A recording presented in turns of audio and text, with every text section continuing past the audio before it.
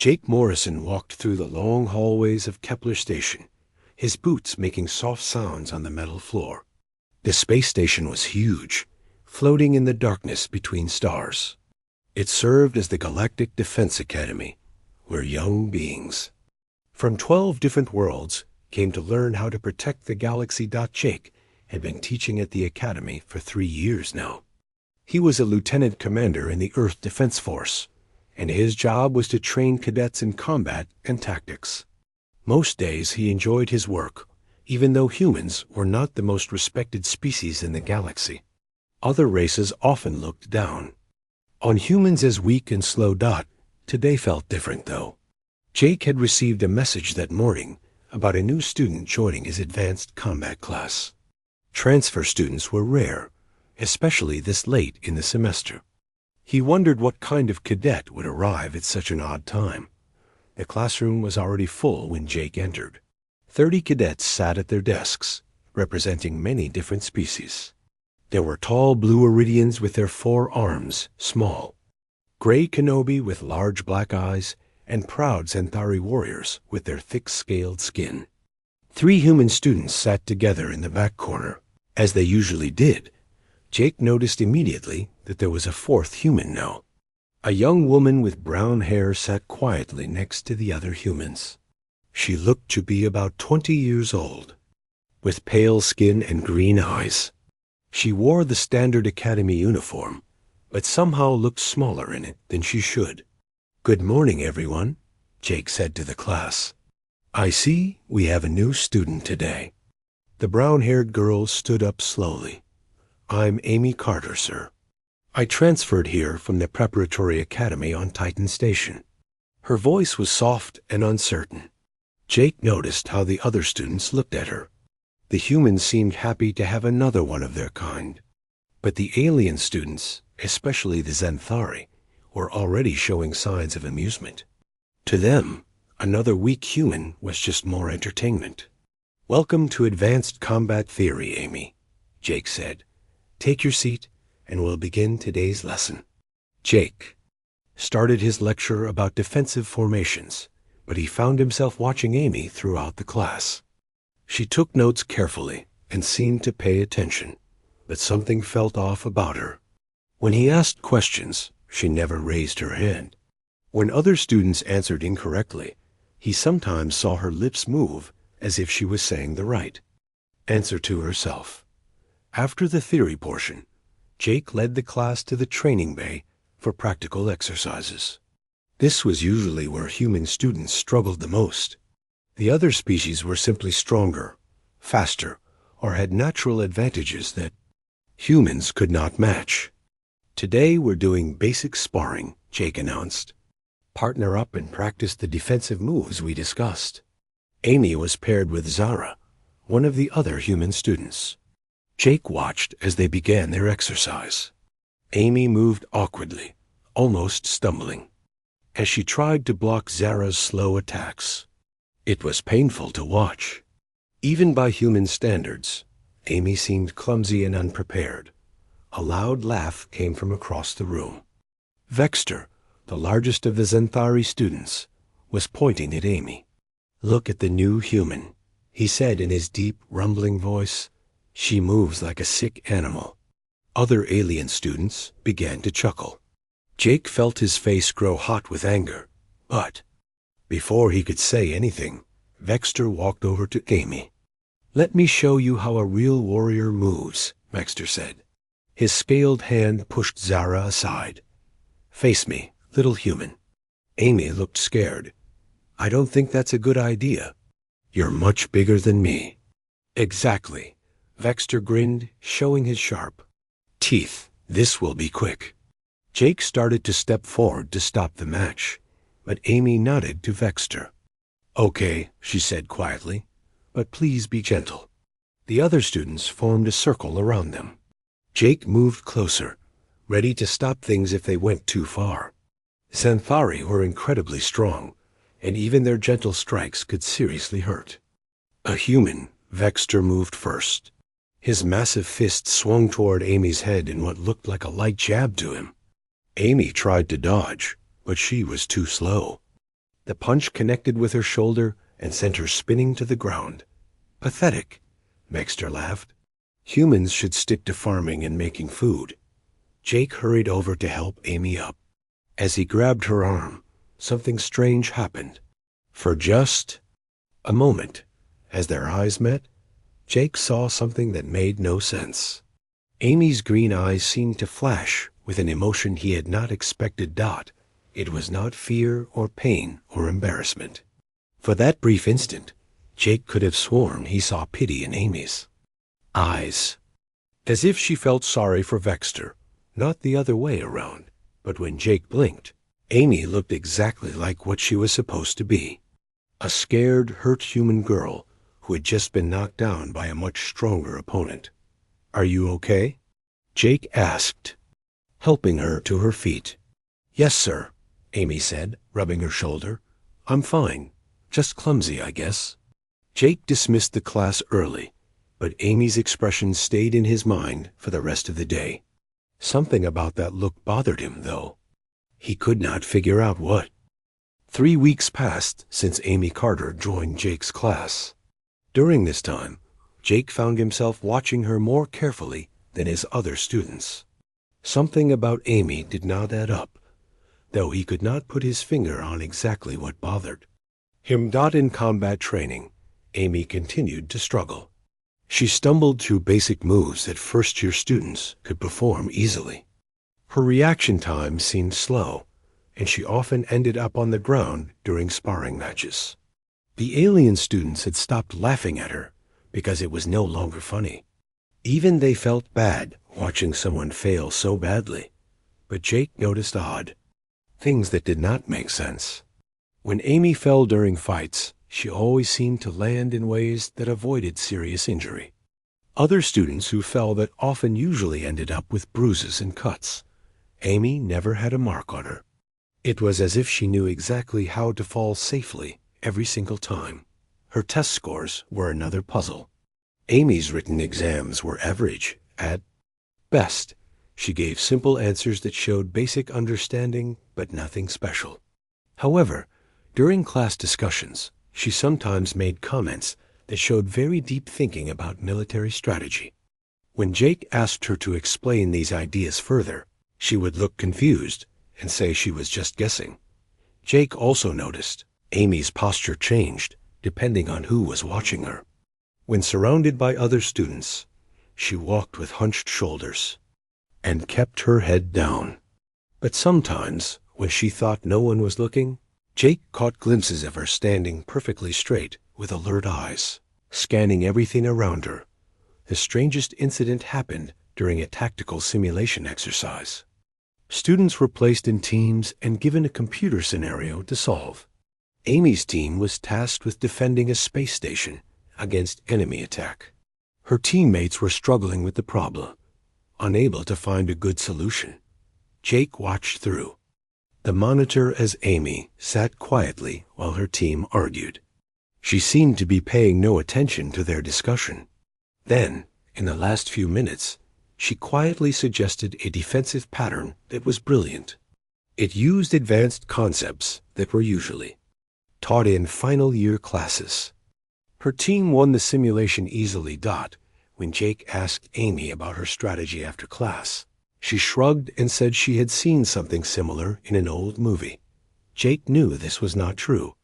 The pattern she had used was based on real military tactics that were not shown in entertainment. Jake decided to look deeper into Amy's background.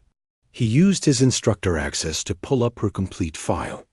According to her records, Amy Carter was born on Haven's Rest, a small farming colony near the far outer edge of human space. Her parents were listed as John and Mary Carter, both agricultural workers. She had attended local schools until age 18, then joined the Academy Preparatory Program. Everything looked normal on paper, but Jake had a feeling that something was wrong. He tried to contact Haven's Rest to verify some details about Amy's background. The communication systems showed that the colony was currently experiencing technical difficulties. All messages were being returned undelivered. Jake found this strange, but not impossible. Outer colonies often had communication problems. He decided to try again in a few days. That same week, Jake had to stay late at the academy to prepare reports. It was nearly midnight when he finished his work. As he walked through the empty corridors toward his quarters, he noticed lights on in Training Bay 7.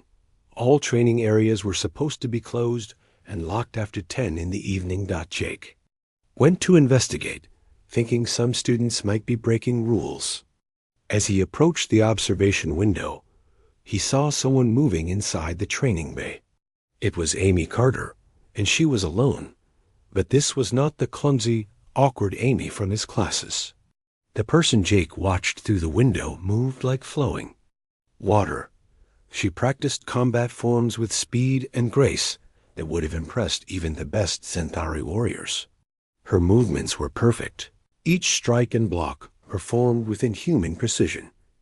Jake watched in amazement as Amy performed techniques he had never seen before. She moved through the air as if gravity barely affected her. Her kicks and punches were so fast, they made whooshing sounds. She was practicing against multiple training dummies at once, attacking them in patterns that would have been impossible for any normal person. Jake rubbed his eyes, thinking he must be seeing things. But when he looked again, Amy was still moving like some kind of legendary warrior from ancient stories. He decided to confront her. Jake opened the training bay door and stepped inside. The moment the door made a sound, Amy stopped moving. When she turned to face him, she was back to being the awkward, uncertain student he knew from class. "Oh, hello, Professor Morrison," Amy said, slightly out of breath. "I could not sleep, so I thought I would practice some of the moves you taught." "U.S. I know I need extra work." Jake looked around the training bay. Amy was now fumbling with basic punching techniques, the same ones she struggled with during regular classes. The training dummies showed no signs of the incredible attacks he had just witnessed. "Amy," Jake said carefully, "how long have you been practicing tonight?" "Just a few minutes," she replied, not meeting his eyes. "I was trying to get better at blocking, but I think I'm too tired to concentrate properly." Jake knew she was lying, but he did not know why. He told Amy to get some rest and left the training bay. As he walked back to his quarters, Jake's mind raced with questions. Who was Amy Carter, really? And why was she pretending to be something she clearly was not? 2 days after Jake saw Amy training alone, Academy Director Nelson made an announcement that surprised everyone. All cadets would face a surprise combat assessment the following week. This was not a normal test, but a serious evaluation that would determine their final grades and future assignments. Each student will face 5 opponents, Director Nelson explained to the gathered cadets. You will start with opponents at your own skill level and work up to more difficult challenges. The final test will be against one of our advanced training androids. Jake watched the faces of his students as the director spoke. Most looked worried, especially the human cadets. The training androids were programmed to match the abilities of elite warriors from the strongest species in the galaxy. Even experienced soldiers sometimes struggled against them. Amy sat in the back row, and Jake noticed she looked genuinely nervous. Her hands were shaking slightly, and she kept biting her lower lip. If she was faking her weakness, she was doing a very good job of acting scared. After the announcement, several students came to Jake asking for extra training sessions. Amy was among them. "Professor Morrison," she said quietly after the other students had left, "I know I'm not very good at combat. Could you help me prepare for the assessment? I don't want to embarrass myself more than I already have." Jake agreed to give her private lessons. Over the next few days, they met in the evening after regular classes. During these sessions, Amy remained the same clumsy student she appeared to be in class. She stumbled through basic moves and seemed to tire quickly. Jake found himself feeling sorry for her. "Amy," he said during one session, You don't have to push yourself so hard. Everyone knows humans have physical limitations compared to other species." Amy looked sad. "I just want to prove that humans can be strong too," she said. "My parents always told me to never give up, even when things seem impossible." Jake felt touched by her determination, but he also felt guilty. He could not stop thinking about what he had seen in the training bay that night. Was Amy really struggling, or was this all an act? And if it was an act, why would she pretend to be weak? The day of the combat assessment arrived. Jake stood. The other instructors in the observation room, above the main training arena. They would watch each student's performance and grade them accordingly. Amy was scheduled to go fifth. Jake watched as the first 4 students completed their tests. 2 alien students passed easily. 1 human student managed to get through 3 opponents before being defeated. Another human student was knocked out during the second fight.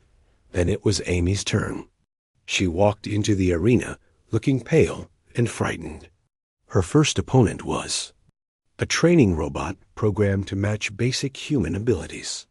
The fight lasted several minutes, with Amy barely managing to stay on her feet. She won by pure luck when the robot slipped on a wet spot on the floor. Her second opponent was slightly more advanced. Amy took several hard hits and seemed to be losing badly. Then, somehow, she managed to land a lucky punch that shut down the robot. Jake frowned.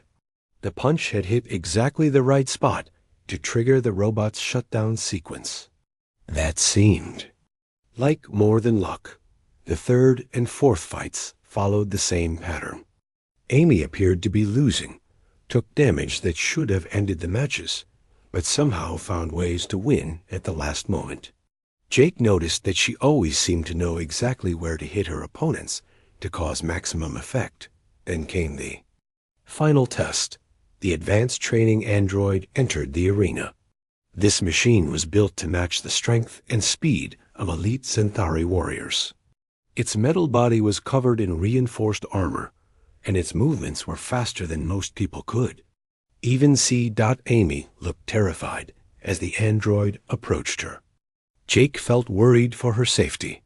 Even if she was hiding some skills, this opponent was designed to challenge the strongest students in the academy. The fight began badly for Amy. The android moved with incredible speed, landing punch after punch. Amy tried to dodge, but seemed too slow. She was knocked down 3 times in the first minute.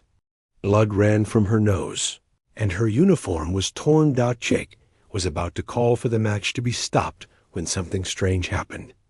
The android landed what should have been a finishing blow directly to Amy's chest. The impact was so hard that it lifted her off the ground and sent her flying across the arena. Amy hit the wall and fell to the floor. She did not move for several seconds. The medical team was about to rush in when she slowly started to get up. But as she stood, Jake noticed something impossible. The android that had hit her was standing strangely. Its right arm, the one that had struck Amy, was hanging at an odd angle. Jake looked closer and felt his heart skip a beat. The striking surface of the android's fist, made from reinforced titanium that could punch through steel, had a perfect dent in it. The dent was shaped exactly like a human handprint. Amy's handprint. Amy swayed on her feet for a moment, then collapsed. The medical scanners showed she was unconscious but stable. As the medical team carried her out on a stretcher, Jake stared at the damaged android. How could a human girl, especially one as weak as Amy appeared to be, leave such a mark on military-grade titanium? The force required would be beyond anything a normal human could produce. Even the strongest alien species would struggle to cause that kind of damage. Jake looked at the other instructors, but none of them seemed to have noticed the handprint on the android. They were all focused on Amy's condition and discussing whether she should pass or fail the assessment. As Jake watched Amy being taken to the medical bay, one thought kept running through his mind. What was Amy Carter really? And how much force had she used to dent that android while appearing to be knocked unconscious? Amy remained unconscious in the medical bay for 6 hours. Jake visited 3 times during that period, each time hoping she would wake up so he could ask her about the damaged android. But Amy lay still on the medical bed, her breathing steady, and her face peaceful. Dr. Helen Ross was the head of medical services at the academy. She had been treating students from different species for over 20 years. Jake found her in her office, staring at a computer screen with a confused expression. "Dr. Ross," Jake said, knocking on her open door. "How is Amy doing?" Dr. Ross looked up and shook her head. "That's what I'm trying to figure out. Jake, can you sit down for a moment? I need to show you something." Jake sat in the chair across from her desk. Dr. Ross turned her computer screen so he could see it. The screen showed medical scan results with numbers and charts that Jake did not understand. "These are Amy's scan results," Dr. Ross said. "I've been studying them for the past 2 hours, and I can't make sense of what I'm seeing." "What do you mean?" Jake asked. Dr. Ross pointed to a chart showing bone density measurements. "Look at these numbers. Amy's bones are nearly 3 times denser than normal human bones. They're actually stronger than Xanthari bones, and Xanthari are known for having the strongest skeletal structure in the galaxy." Jake felt a chill run down his spine. That's impossible. Amy is clearly human. "That's what I thought too," Dr. Ross continued. "But look at this." She brought up another scan. "This shows her muscle fiber composition. Human muscles are made of specific types of fibers arranged in predictable patterns. Amy's muscles have the same basic structure, but there are additional fiber types that I've never seen before." Dr. Ross clicked to another screen. "Her cardiovascular system is also unusual. Her heart is the right size for a human, but it has extra chambers that don't appear in any medical textbooks. Her blood carries oxygen more efficiently than should be possible." Jake stared at the scans, trying to process what he was seeing.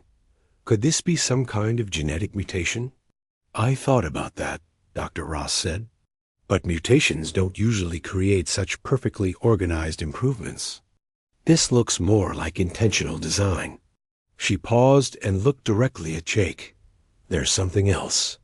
Something that really bothers me." She brought up a brain scan on the screen.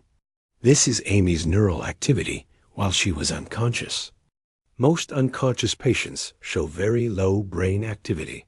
Amy's brain is working at levels I've never seen before. It's as if she's not really unconscious, but in some kind of deep meditation state."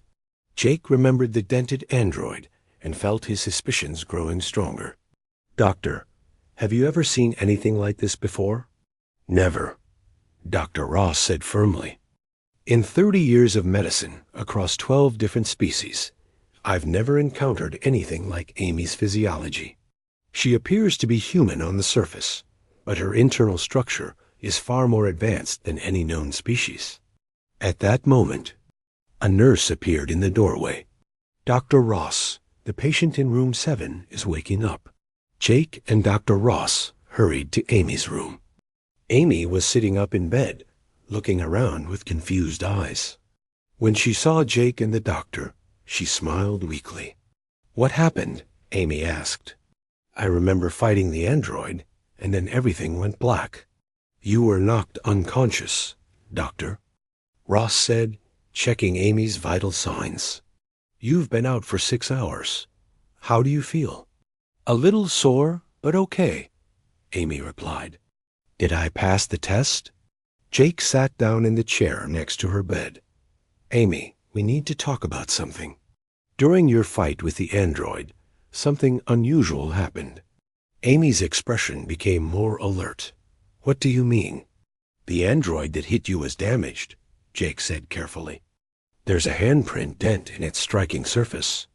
A handprint that matches the size of your hand." For just a moment, Amy's face showed an expression of panic. Then she quickly looked confused. "That's impossible." I'm not strong enough to damage. A training android. That's what we thought too, Dr. Ross said. But Amy, your medical scans show some very unusual results. Your bone density, muscle composition, and brain activity are all far beyond normal human ranges. Amy was quiet for a long moment. Jake could see her thinking carefully about what to say. When she finally spoke, her voice was small and scared. I don't understand any of this, she said. I've always been just a normal human girl. My parents never told me anything about being different. Amy, Jake said gently, I've been trying to contact Haven's Rest to verify your background. The communication systems say the colony is having technical problems. Have you been in touch with your parents recently? Amy's face went pale. No. I haven't talked to them since I started at the academy. They said the communication equipment in our area was old and unreliable. Jake and Dr. Ross exchanged glances. Jake made a decision. Amy, I'm going to use my military clearance to get better information about Haven's Rest. There might be something in your family's medical history that explains these unusual scan results. Please don't, Amy said quickly. I mean, I don't want to cause any trouble. Maybe the scans are just wrong. Medical equipment makes mistakes sometimes, right? Dr. Ross shook her head. I ran the scans 3 times with different machines. The results are consistent. Amy looked down at her hands. I really don't know what to tell you. I've never felt like I was different from other humans. Maybe I'm just lucky to be healthy. Jake studied Amy's face. She was lying, and he was becoming more certain of it with each passing moment. But why would she lie about something so important? What was she hiding, and why was she so afraid of them learning the truth? Amy, Jake said softly, whatever is going on, we want to help you. If you're in some kind of trouble, you can trust us. Amy looked up at him with tears in her eyes. I wish I could tell you more, but I honestly don't understand what's happening to me. Please, can we just forget about the medical scans? I promise I'll try harder in combat class. Jake realized he was not going to get answers from Amy right now, but he was determined to find out the truth. As soon as Amy was released from the medical bay, he would use his military access to dig deeper into her background. Something told him that Haven's Rest held the key to understanding who Amy Carter really was. Jake could not sleep that night. Amy's medical results and her strange behavior kept running through his mind. He decided to use his military clearance to investigate Haven's Rest colony more thoroughly. At 3 a.m, he went to his office and accessed the deep space communication network. What Jake found made his blood run cold. Haven's Rest colony did not just have communication problems. According to official records, Haven's Rest had been completely destroyed 15 years ago. Every building was gone. Every person was dead. The colony had been attacked by something called void crawlers, and there were no survivors. Jake read the report 3 times to make sure he understood it correctly. The attack had happened when Amy would have been about 5 years old. If she really came from Haven's Rest, she should have died with everyone else. But here she was, alive and attending the academy. Jake printed out the official report and sat back in his chair. Amy Carter could not possibly be from Haven's Rest, because Haven's Rest no longer existed. So who was she really? And why had she lied about her background? The next morning, Jake found Amy in the academy cafeteria eating breakfast alone. She looked tired and sad, picking at her food without really eating it. Jake sat down across from her with the printed report in his hand. Amy, Jake said quietly, we need to talk. Amy looked up and saw the papers in Jake's hand. Her face went completely white. What is that? It's an official report about Haven's Rest colony, Jake said. Amy, Haven's Rest was destroyed 15 years ago. Everyone who lived there died in the attack. There were no survivors. Amy stared at the report, her hands shaking. For a long moment, she said nothing. Then tears started running down her face. "I know," she whispered. Jake felt his heart skip a beat. "You know? Then why did you lie about being from there?" Amy wiped her eyes with her sleeve. "Because I couldn't tell you the truth. I'm not allowed to tell anyone the truth."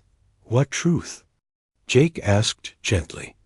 Amy looked around the cafeteria to make sure no one was listening to them. Then she leaned forward and spoke in a voice so quiet that Jake could barely hear her. "My name isn't Amy Carter," she said. "My real name's Alan. I'm not human, Jake. I never was." Jake felt the world spin around him. "What do you mean you're not human? You look human. You act human." "I'm something called a guardian," Amy said. "My people can change our appearance to look like any species we want. I've been living as a human for 5 years now." Jake struggled to process this information. Guardians? "I've never heard of any species called guardians." "Most people haven't," Amy replied. "We've been hiding in the galaxy for thousands of years. We watch over younger species and protect them from dangers they don't know about." "What kind of dangers?" Amy was quiet for a moment, as if deciding how much to tell him. "The things that destroyed Haven's Rest. They're called void crawlers. They're ancient creatures that eat entire worlds. They leave nothing behind but empty space." Jake felt a chill run through his body. "Are you saying these void crawlers are still out there?" "Yes," Amy said sadly. "They're getting stronger and more numerous. My people have been fighting them for thousands of years, but we're losing. There are less than 100 guardians left in the entire galaxy." "If you're so powerful, how are you losing?" Amy looked down at her hands. "We're not powerful enough anymore. The void crawlers have grown beyond what we can handle alone. That's why I'm here at the academy. I don't understand." Amy took a deep breath. "I was sent here to study humans, to see if your species might be ready to learn about the void crawlers and help us fight them." Jake shook his head. "But humans are one of the weakest species in the galaxy. How could we possibly help you fight something that powerful?" "You're not as weak as you think," Amy said. "Humans have something special in their DNA, something that connects you to my people from long ago." "What do you mean?" Amy hesitated, then continued. "Millions of years ago, a group of guardians came to Earth. They were explorers who got stranded there. Eventually, they mixed with the early human population. Modern humans are descended from both humans and guardians." Jake felt like his brain was going to explode. "You're saying humans are part guardian?" "The guardian genes are sleeping in your DNA," Amy explained. "Most humans never activate them. But under the right conditions, with the right training, some humans could become as strong as guardians." "Is that what happened to me when I saw you training that night?" "You weren't pretending to be weak. You were hiding your real strength." Amy nodded. "I had to pretend to be a normal human.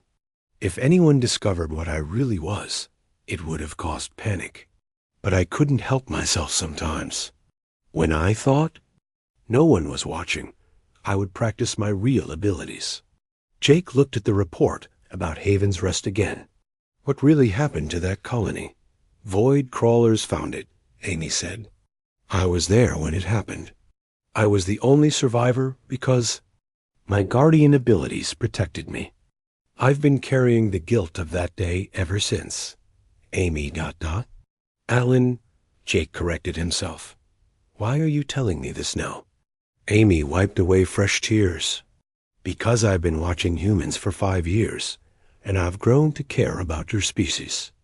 You're brave and determined in ways that even my people respect. But the void crawlers are coming back in greater numbers. When they do, they won't just attack small colonies. They'll go after major worlds." "Including Earth?" "Including Earth," Amy confirmed. "And every other world in the galaxy. If we don't find a way to stop them, everyone will die."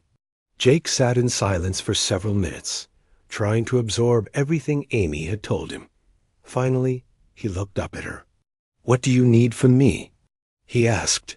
Amy's eyes showed surprise and hope. "You believe me?" "The medical scans don't lie," Jake said. "And it explains everything strange I've noticed about you." "So what do you need?" Amy reached across the table and took his hand. "I need to know if humans are ready to become what they were meant to be. I need to know if some of you are willing to activate your guardian genes and help us save the galaxy." Jake squeezed her hand.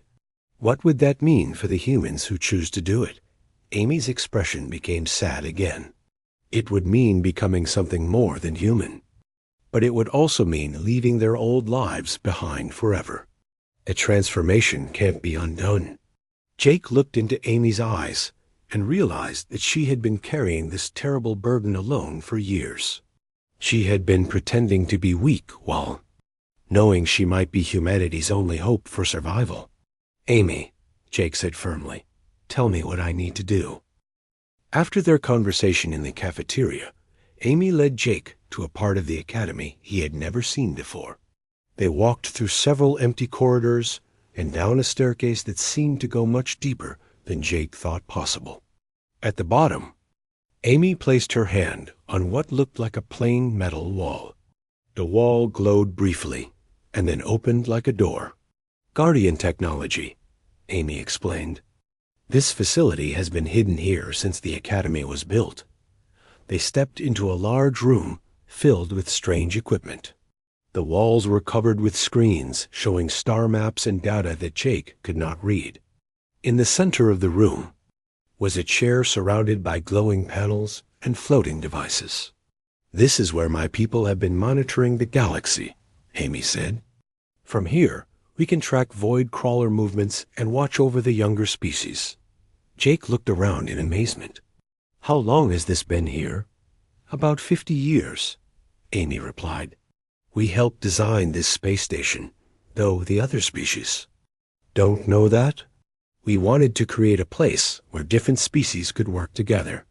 We hoped it would prepare them for what's coming." Amy walked to one of the screens and touched it. Images appeared showing dark shapes moving through space. The shapes were enormous, each one the size of a small moon. They moved in groups, heading toward populated star systems. "These are the void crawlers," Amy said. "They're not alive in the way we understand life. They're something else, something old and hungry." Jake stared at the images. The creatures looked like a mixture of machine and living tissue. They had long tentacles that reached out from their main bodies, and their surfaces were covered with what looked like mouths. "What do they want?" Jake asked. "They eat life energy," Amy explained. "Every living thing on a planet feeds them. When they're done, nothing remains. Not plants, not animals, not even bacteria. Just empty rock floating in space." Amy touched the screen again, and it showed a recording of a void crawler attack. Jake watched in horror as the creatures surrounded a planet. Their tentacles reached down to the surface, and everything they touched simply disappeared. Within hours, a world that had been green and blue became gray and lifeless. "How many worlds have they destroyed?" Jake asked. "Thousands," Amy said quietly. "Maybe tens of thousands. They've been doing this for millions of years. My people first encountered them when our civilization was young. We've been fighting them ever since." "But you said there are less than 100 guardians left. How did so many of you die?" Amy's expression became very sad. "Each battle costs U.S. lives. We can kill individual void crawlers, but they always come back with more. And each time we fight them, they seem to learn from what we do. They adapt and become harder to defeat." She showed Jake another screen with images of Guardian warriors fighting the creatures. The Guardians moved with incredible speed and power, but Jake could see they were vastly outnumbered. "My parents died in a battle 5 years ago," Amy continued. "They were defending a system with 3 inhabited worlds. They managed to save 2 of the planets, but the cost was too high. Jake felt a deep sadness for Amy. She had lost her family and her people, and now she was carrying the responsibility of protecting the entire galaxy. "Why didn't the Guardians ask for help earlier?" Jake asked. "We tried," Amy said, "but most species either didn't believe us or thought we were crazy. The few who did believe were too frightened to act. Some tried to hide or run away to distant parts of the galaxy. Others just gave up and waited for the end." Amy walked to another part of the room and showed Jake a display case containing what looked like a small crystal. "This is why we think humans might be different," she said. "This crystal contains Guardian genetic material. When we expose it to human DNA, something amazing happens." She placed the crystal in a machine and added a drop of Jake's blood that she had taken from a medical sample. The machine hummed for a moment, then displayed results on a nearby screen. "Look at this," Amy said excitedly. "Your DNA is responding to the Guardian genes. Most species show no reaction at all, but humans have a strong positive response." Jake studied the display. He could see his DNA changing and adapting to incorporate the Guardian genetic material. "What does this mean exactly?" he asked. "It means that humans really are descended from Guardians," Amy explained. "The genes have been sleeping in your DNA for millions of years, but they're still there. With the right process, we can wake them up. And if we do that, humans will become as strong as Guardians." "Some will," Amy said. "Not everyone can survive the transformation. We estimate that maybe 1 in 10 humans would successfully complete the process. The others would die," Jake finished. Amy nodded sadly. "Yes, the transformation puts enormous stress on the body and mind. Many would not survive it." Jake was quiet for a long time, thinking about what Amy had told him. Finally, he asked the question that had been bothering him the most. "How much time do we have before the void crawlers attack major human worlds?" Amy touched another screen, showing the movement patterns of the creatures. "Based on their current speed and direction, they'll reach the outer human colonies within 2 years. Earth itself will be attacked within 5 years. That's not very long," Jake said. "No, it's not," Amy agreed. "That's why I had to reveal myself to you. We're running out of time, and we're running out of options." Jake looked around the hidden Guardian facility, then back at Amy. "If I agree to undergo this transformation, and if I survive it, what would happen next?" "You would help me find other humans who might be suitable candidates," Amy said. "We would need to build a force of maybe 50 activated humans to have any chance against the void crawlers. Even then, it might not be enough. And if we don't try?" Amy's voice was barely a whisper. "Then everyone dies. Not just humans, but every living being in the galaxy." Jake realized he was facing the most important decision of his life. He could stay human and safe, knowing that doom was coming for everyone he cared about. Or he could risk everything to become something more than human and try to save the galaxy. "Amy," Jake said, "if I do this and it works, will I still be me?" Amy smiled for the first time since their conversation began. "You'll still be Jake Morrison," she said, "but you'll also be something greater. You'll be what humanity was always meant to become."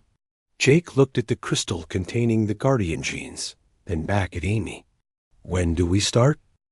Amy led Jake to the transformation chamber in the center of the hidden facility. The chair looked like something from an ancient alien civilization, covered with symbols that seemed to glow with their own light. Cables and devices floated around, it without any visible support.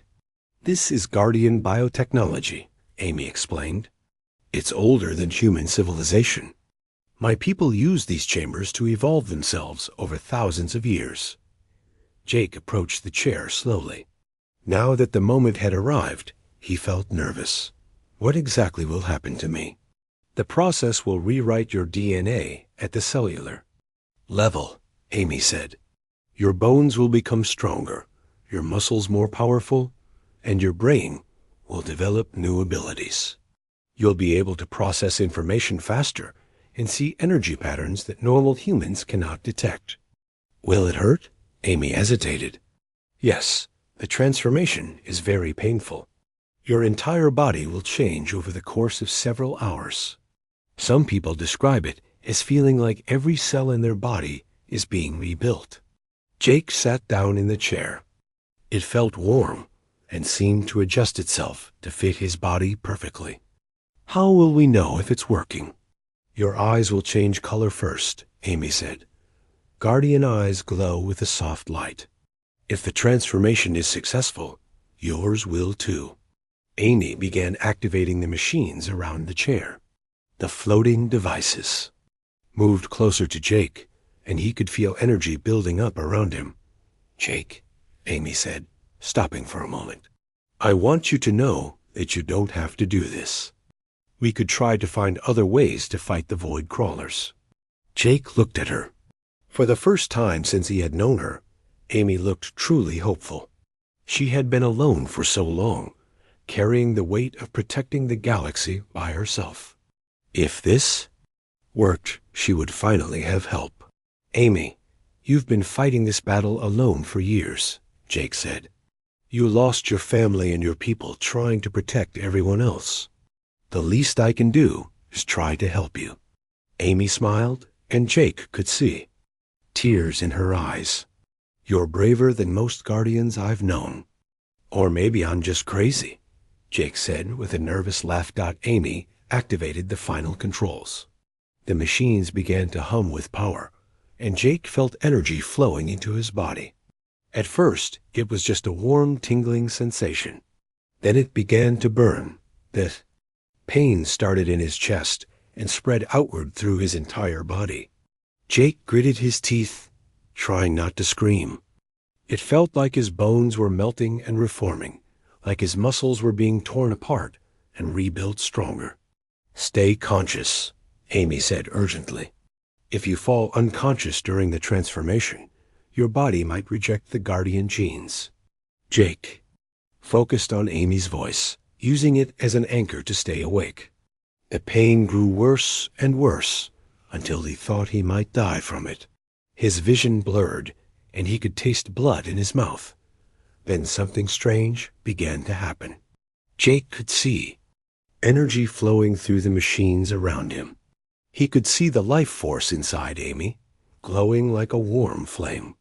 The walls of the facility became transparent, and he could see the space station spinning around them. It's working, Amy said excitedly. Jake, look at your hands. Jake looked down and saw that his hands were glowing with a soft blue light. The light grew brighter as he watched, spreading up his arms and through his entire body. The pain began to fade, replaced by a feeling of incredible strength and energy. Jake felt like he could run for days without getting tired, like he could lift objects that would normally be impossible for a human to move. How do you feel? Amy asked. Jake stood up from the chair. His body felt completely different, lighter but stronger at the same time. I feel amazing, like I could take on an entire army. Amy laughed.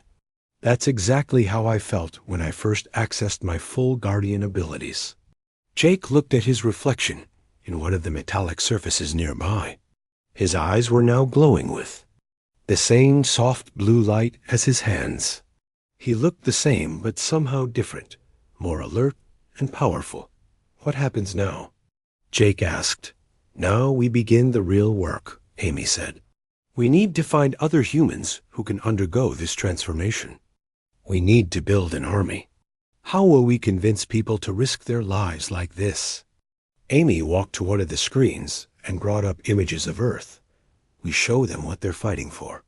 We show them their families, their friends, their homeworld. We show them what the void crawlers will do if we fail. Jake felt a new sense of purpose flowing through him. The transformation had not just changed his body, It had awakened something deep inside his mind. He could sense Amy's thoughts and emotions, and he could feel the vast network of Guardian technology hidden throughout the galaxy. "I can feel them," Jake said in wonder. "The void crawlers.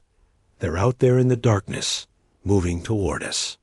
"Yes," Amy said, "but now you can also feel something else. Hope. For the first time in years, we have hope."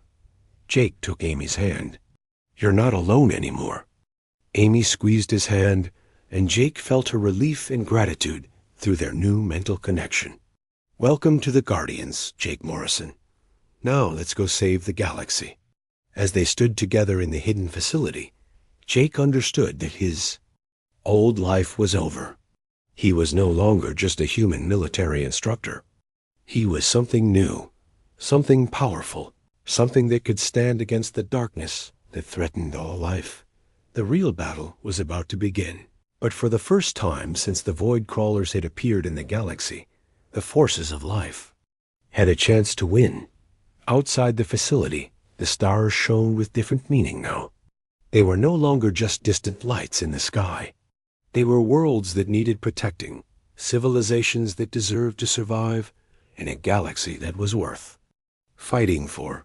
Jake Morrison had been just a human, but now he was something more. Now he was a guardian,